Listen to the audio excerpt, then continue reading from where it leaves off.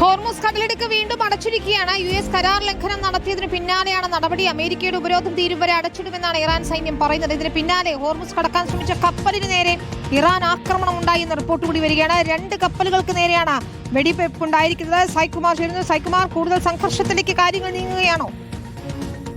വിനീത, വീണ്ടും ആശങ്കയുടെ മണിക്കൂറുകൾ തന്നെയാണ്. ഇന്നലെ ഹോർമുസ് തുറക്കുന്നു എന്ന് ഇറാൻ പ്രഖ്യാപിച്ചതോടുകൂടി വലിയ പ്രതീക്ഷയിലായിരുന്നു ലോകം ഉണ്ടായിരുന്നത്. ലെബനോനിൽ വെടിനിർത്തൽ പ്രഖ്യാപിച്ചതോടെയാണ് ഹോർമുസ് തുറക്കുന്നു എന്ന് ഇറാൻ പ്രഖ്യാപിച്ചത്. പക്ഷേ ഇറാന് മേലുള്ള ഉപരോധത്തിൽ നിന്ന് പിന്നോട്ട് പോകാൻ അമേരിക്ക തീരുമാനിച്ചിട്ടില്ല, അല്ലെങ്കിൽ അതിൽ നിന്ന് അമേരിക്ക പിന്നോട്ട് പോയിട്ടുമില്ല. അതുകൊണ്ടാണ് വീണ്ടും നിലപാട് കടുപ്പിച്ചുകൊണ്ട് ഹോർമുസ് അടയ്ക്കാൻ, അല്ലെങ്കിൽ മുഴുവൻ കപ്പലുകൾക്കും പ്രവേശനം അനുവദിക്കാത്ത രീതിയിലുള്ള നിയന്ത്രണം കൊണ്ടുവരാൻ വീണ്ടും ഇറാൻ തീരുമാനിച്ചത്. ഇപ്പോൾ ഏറ്റവും ഒടുവിൽ പുറത്തുവരുന്ന വിവരം 2 കപ്പലുകളുടെ നേർക്ക് ഇറാന്റെ ഭാഗത്ത് നിന്ന്, IRGCയുടെ ഭാഗത്ത് നിന്ന് വെടിവെപ്പുണ്ടായി എന്നുള്ളതാണ്. മാരിടൈം സെക്യൂരിറ്റിയും ഷിപ്പിംഗുമായി ബന്ധപ്പെട്ട വൃത്തങ്ങളാണ് ഇതുമായി ബന്ധപ്പെട്ട വിവരങ്ങൾ പുറത്തു വന്നത്.